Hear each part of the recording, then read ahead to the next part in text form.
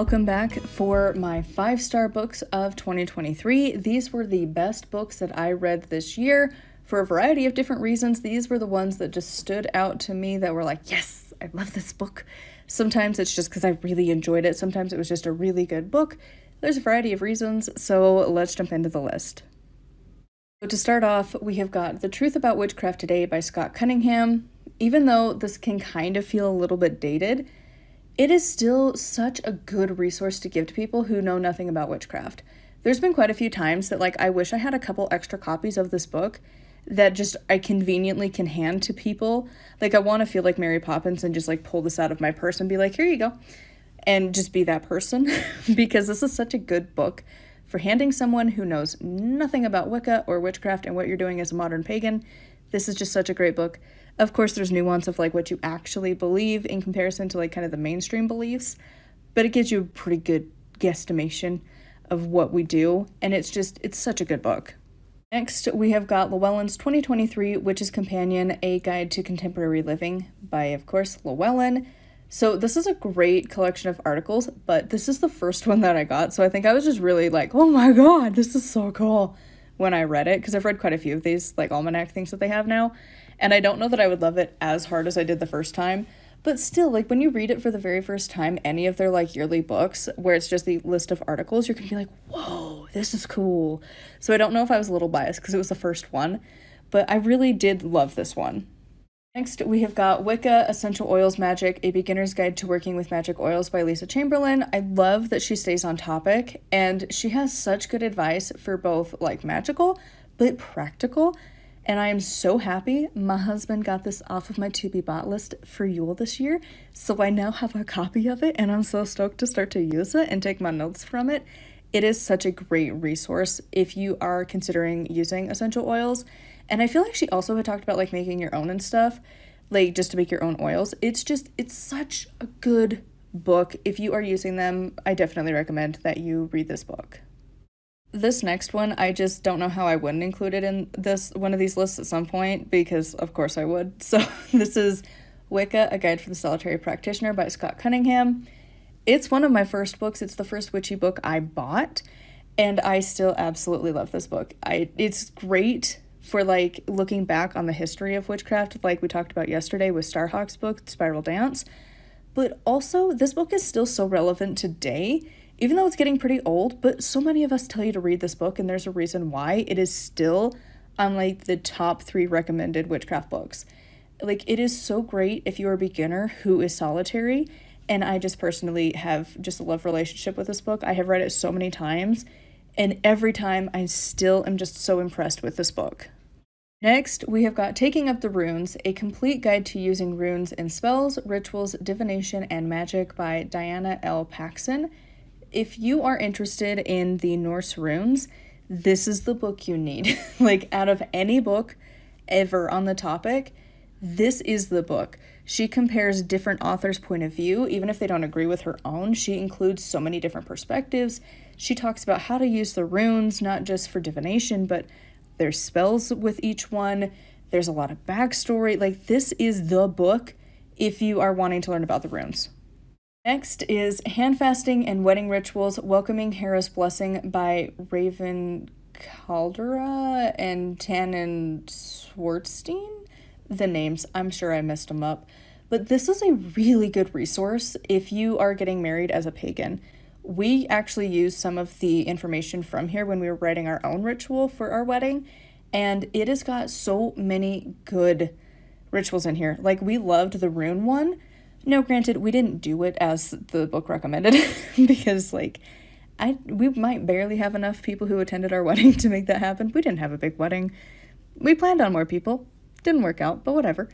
And so we ended up doing our ring blessing on our own during our honeymoon, and we used the gist of the rune blessing, but there were so many others in here. It's so good. Now, I will say this is not necessarily covering all of your bases. There were things that I was I wish they had talked about a little bit more, but for the most part, it covered everything from just the pagan perspective. It isn't really great for helping you to plan a wedding. If you are like me and haven't been planning your wedding since you were 5, where I'm more like, oh, right, what do I need to do? So it doesn't tell you like picking out vendors and things you need to keep in mind and stuff like that. There's none of like the practical of the wedding stuff really. It's really just the pagan side of it, which is fine.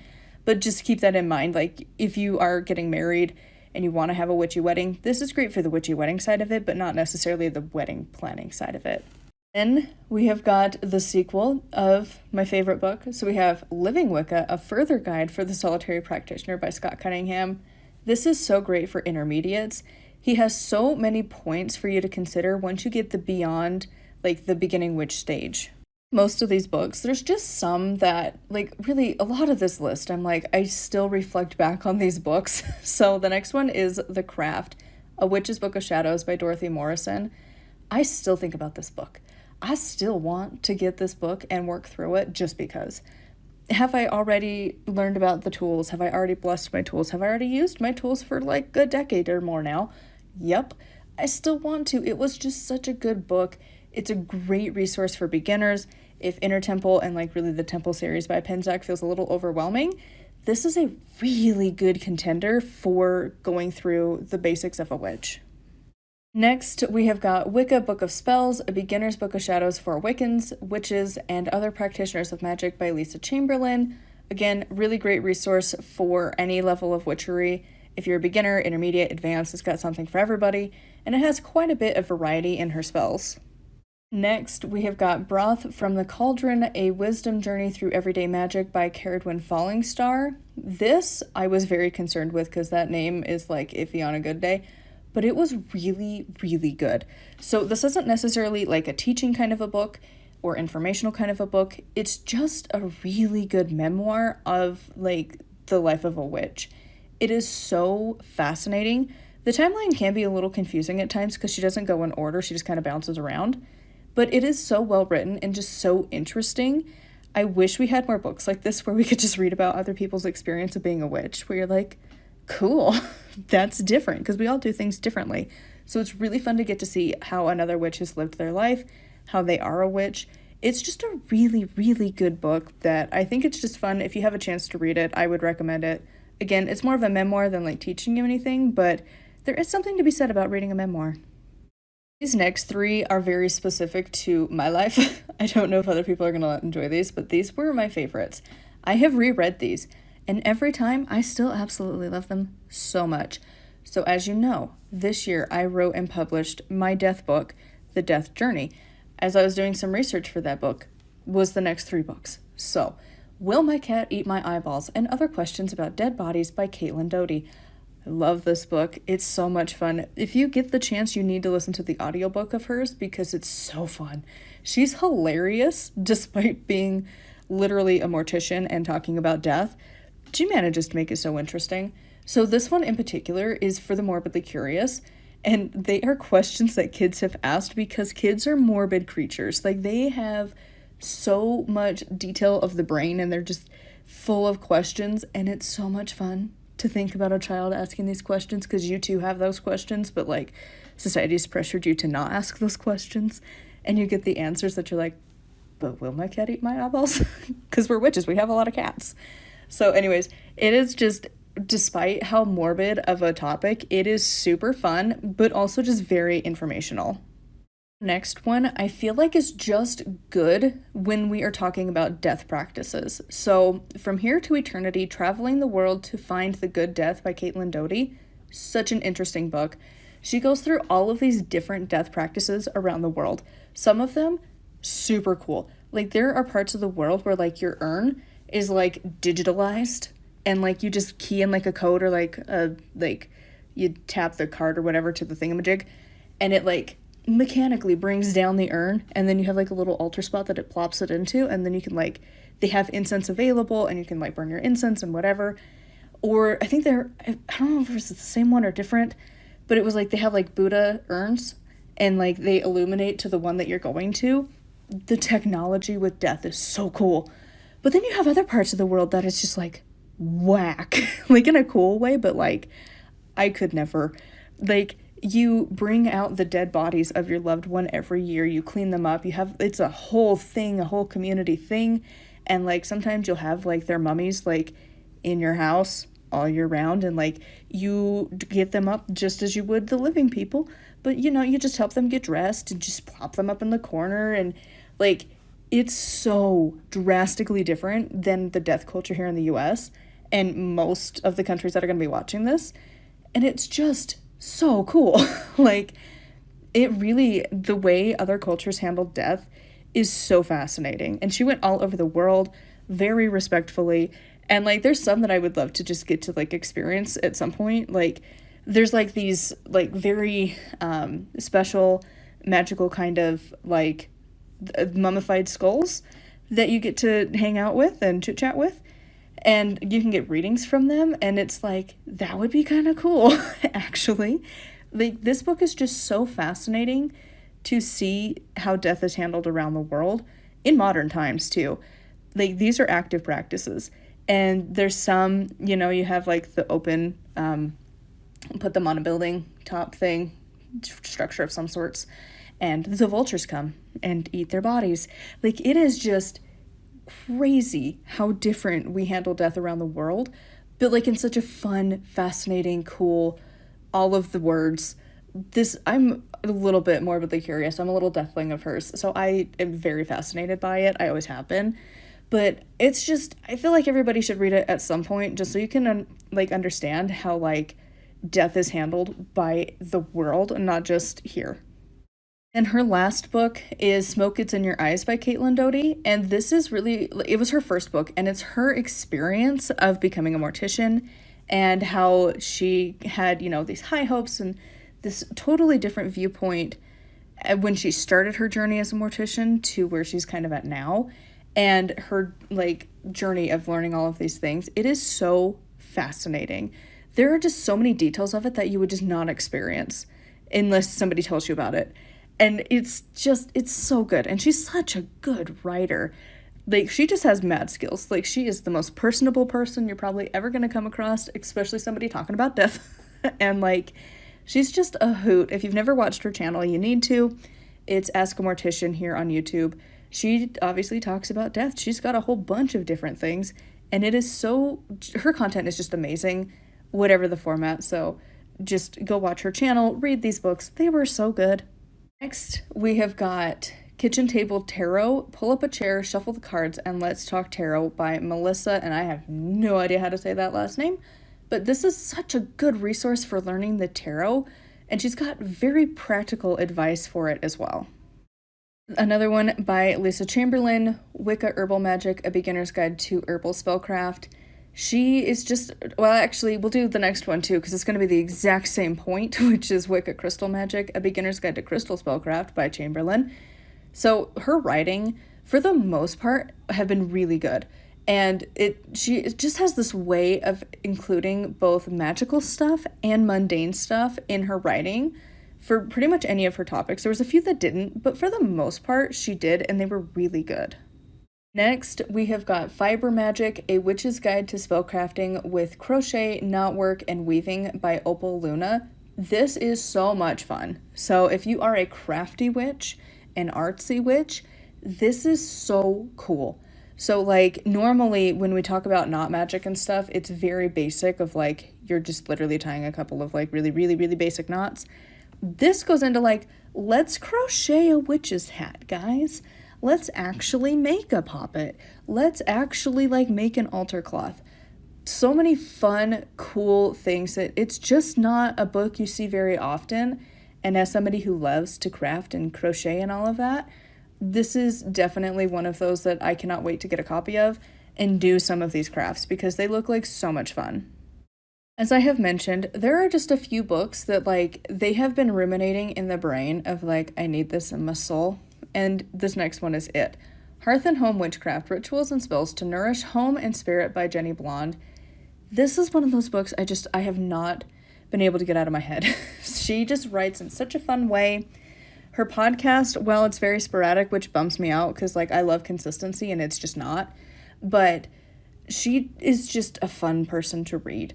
So this is all about making your house magical. She's got a bunch of different spells and ideas. And really, you're just going to read this book and just feel inspired for your house or your apartment even. just so many different things that you can do as a witch to take care of your house. Next is Dragon Magic, Call on the Clans to Help Your Practice Soar by DJ Conway. I was surprised. I actually really loved this book. It is such a good resource for learning about dragons and starting your journey with them. I'm sure there are other books out there, but this one was so good. Remember last few days we talked about the one that sucked? This is the opposite. She actually answers the questions that were burning in my brain. It was really, really good. Next is The House Witch, Your Complete Guide to Creating a Magical Space with Rituals and Spells for Hearth and Home by, you never would have guessed this one, Erin Murphy-Hiscock. Remember the whole discussion with the name? That still holds. This book, I was so surprised because I really didn't anticipate that I was going to like this book. I usually don't look at author names when I order books from the library, which I probably should do better about, but sometimes it pays off. This one, I haven't loved most of her books. This was really, really good. So this is such a great resource for kitchen witches and hearth witches, and it just left me so inspired, which I did not anticipate from her. But it was such a good book that it makes me give authors more chances because I loved it so much. This next one I think I have talked about probably the most ever, but I'm still going to talk about it. Triumph of the Moon, or I guess it's The Triumph of the Moon. I just always drop the. The Triumph of the Moon, A History of Modern Pagan Witchcraft by Ronald Hutton. Just go buy it. Just buy this book. You need this book. Everybody should read this book. I feel like it should be required reading for anyone who is into Wicca or modern witchcraft, modern paganism. You need to read this book because it is really, really, really, really dense, but it's really good because so many of the books have the wrong history written. It's a romanticized history, it's a hopeful history, but it is not actual history. This is as close to actual history we will probably ever get for the witchcraft, Wicca, and modern pagan communities. And this is such a good book. And he doesn't write it as a pagan, but at the same time, he's not against us either. He approaches it so respectfully, and the information is just so good. It is a hard book to get through. It's really, really dense. But it is so well worth it because it is just so good. Just go buy it. Do yourself a favor. Make this your New Year's resolution. You're going to read this book this year because it's big. This took me 2 weeks to read through, and I read a book a day. So, it's going to take you some time. That's your New Year's resolution that is given by me. You're going to go read this book this year. Next is Utterly Wicked, Hexes, Curses, and Other Unsavory Notions by Dorothy Morrison. This is such a great resource for when you need that kind of magic. You're not going to need it terribly often, but when it comes up, it has got everything ever that you're going to need. Next is Chakras and the Vagus Nerve, Tap into the Healing Combination of Subtle Energy in Your Nervous System by C.J. Llewellyn, spelled ever so slightly different than the company Llewellyn, the publishing house, but was ironically published by them. So this is such a great resource on the chakras. And really, it takes the chakra system and then the book we talked about earlier, I think it was yesterday. I'm recording these back to back. The Body Keeps Score. So if you combine those two, that is this book. Because it talks about so many things that The Body Keeps Score had talked about, but with the chakras in mind. And it is just such a good book. If you were interested in, again, the chakra system, but also in more of the, psychological side of things. Again, a lot of us witches are really curious about that anyways, because so many of the things we just do are encouraged by therapists. And this is just a book that everybody should read as well if you are interested in these topics. Next is Llewellyn's Little Book of the Day of the Dead by Jamie, and I have no idea how to say that last name. I'm not even sure I'm saying the first name correctly, to be perfectly honest. But this book just left me so inspired. So I have always loved Day of the Dead celebrations, and this book talks about cultural appreciation and cultural appropriation, and he gives you the hall pass that you need to be able to celebrate Day of the Dead a bit. And I loved this book, and the practices with this and a lot of the Santa Muerte things that I've been reading about, I could never really belong to that culture. I just am fascinated by the ancestor stuffs of that. And I set up a Day of the Dead altar this year. I loved it so much that I actually set up a permanent one. And it's so good. It's such a fun book. It gives you so many ideas. It explains things that, like, I can't even find online when I looked after I returned the book. Because, like, the different levels of the altar have different purposes. And, like, you can't necessarily... Like, I tried to Google it. I couldn't exactly find what I was looking for. It could be that it doesn't exist in English. And, like, you gotta translate. And that would be really hard to Google Translate. A Google search. You know, that's gonna take some time. But this book, thankfully, is written in English. My husband's learning Spanish, but it's a long time before either of us are going to be, like, actually linguistically abilitied to speak another language. And so, like, for now, what I could find really from this book is just, it's so good. I couldn't find it in a lot of places, and I want to try so many of the recipes. I want to get this book for next year, and I want to do the things because it's fascinating. I love Day of the Dead. So anyways, I'm a little biased. I think it's a really great book. If you're intrigued by it, you should definitely look into this book. Kind of on that same note, we have got Santa Muerte, The Histories, Rituals, and Magic of Our Lady of the Holy Death by Tracy Rowland. This is such a great resource if you want to learn who Santa Muerte is.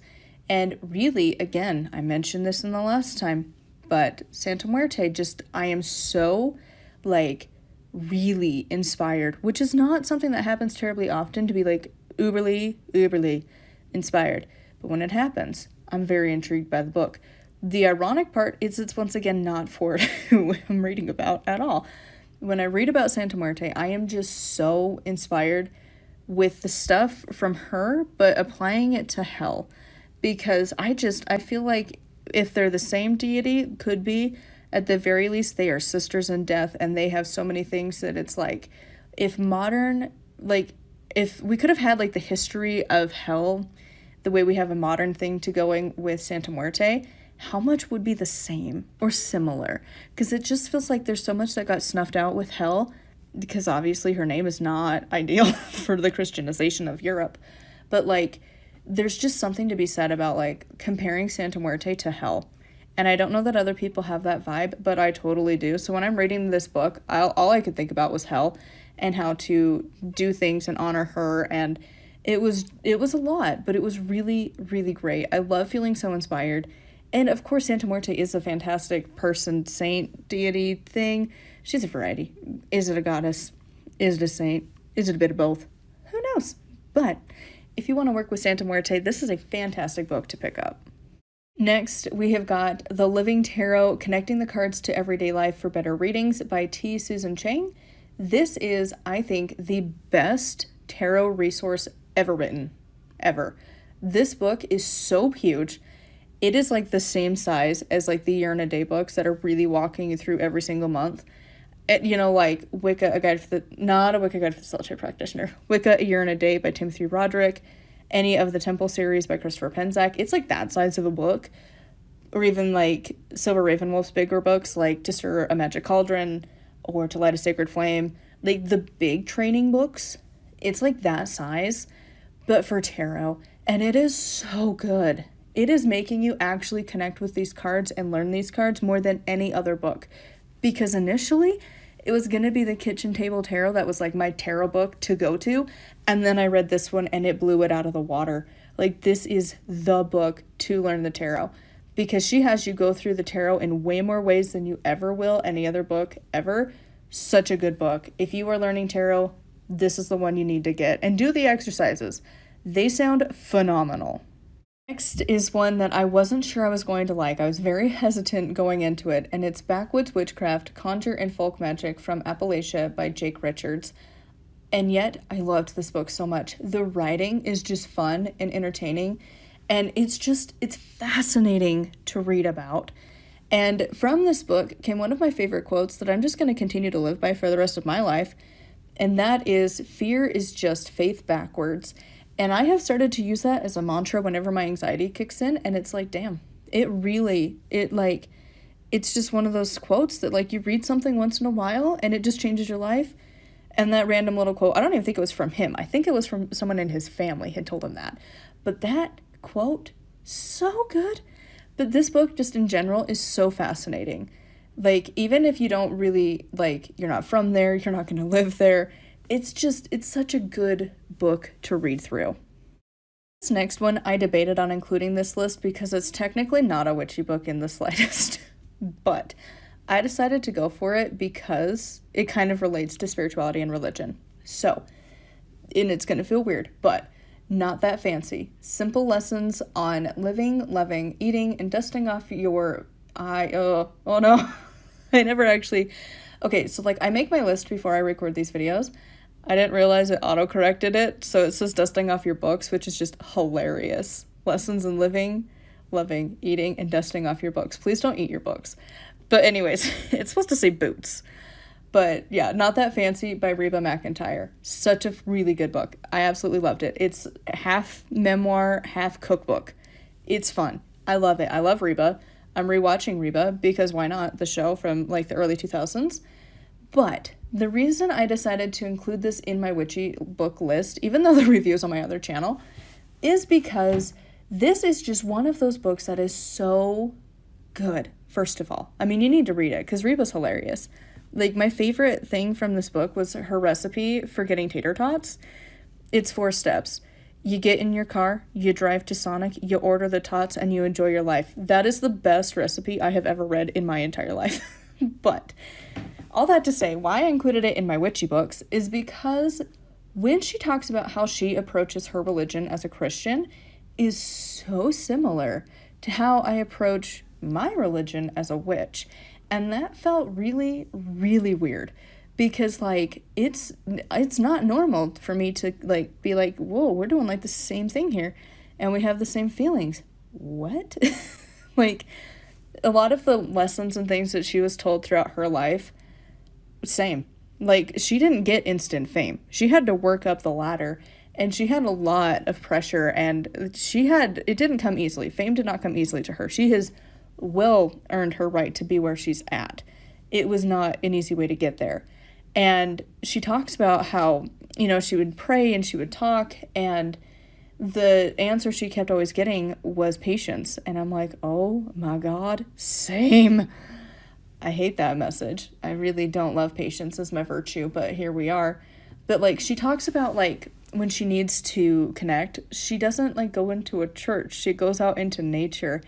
And just, she knows that, like, sometimes you just gotta shut up and listen and just be outside. And if that is not just witchcraft, too, we also, sometimes, we get caught up on spells and our fancy altars. And sometimes you just need to go sit outside on a rock and just listen and not think and just be in the silence. And, you know, she talks about just actively talking to her deity, and we do that, too. Like, it was just so good but weird to be reading about that and like being able to compare from a religion that normally I don't relate to be able to relate it so easily to my own. Next, we have got a book of pagan prayers and rituals by a person whose name I could not even begin to pronounce. But this is like, I think one of the best, if not the best resources so far for raising pagan kids. It is not really specific to any tradition. And it has so many great advice and just tips for parents. And it's just amazing. And also, even if you're not going to be a pagan parent, the rituals for the Wheel of the Year in particular are just so good. Kids are not, it's amazing. I am just so excited to get to like Ostara to do one of the rituals because I'm just like, yes, it's so good. I plan to buy this book.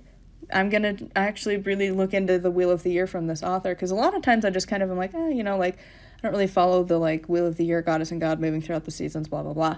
That's not my thing. I look at the Wheel of the Year very differently. But these rituals were good. I actually really liked them. So it's just a fantastic resource. If you have kids, it's really good. If not, it's still got a lot of good information in there. The last book on this list feels so weird to talk about because I haven't even recorded or gathered all of my notes yet for this book, but here we are because this is coming out first because I technically read it last year, but we're going to talk about it this year because I procrastinate. So here we are, Outer Temple of Witchcraft by Christopher Penczak. My patrons have seen this go up semi-frequently throughout the last year. So I worked through this entire book, did every exercise he tells you to do, read every single page, did all the things, and it is yet another great resource for learning witchcraft. It builds a lot on Inner Temple, but now you're moving into the Outer Temple, And it is just, it's so good. I've caught myself going back to sections in this book because it's like, oh, maybe you have a point there. And so like it's a really good book. If you want to like self-study and you want to feel like you really have a good foundation to your craft, his books, this series in particular, you just need to do them. It's a lot of work. I thought I would never do them, but here I am. I'm doing better. The first book took so many years. This one, I'm just a couple months late. It's fine. I wanted to have it done in Samhain. It turned into like January 1st. It's fine. But yeah, this is such a great book. I'll talk about it more in depth in its own review. Obviously, I don't have a link to that yet because I haven't recorded it yet. And it'll be going up after you see this. I think it'll be going up this week. I could actually look. I could stop recording, but what's the fun in that? Yeah, I think it's going to go up later this week. So anyways, that is going to be it for all of my 5-star books of 2023. I would love to know what your favorite books were from this year. Which witchy books were you loving? Which was your favorite review from this year? I would love to know in the comments down below. Thank you so much for coming along for the 5-star books, and a huge thank you as always to my patrons. Until next time, thank you so much for watching, and blessed be.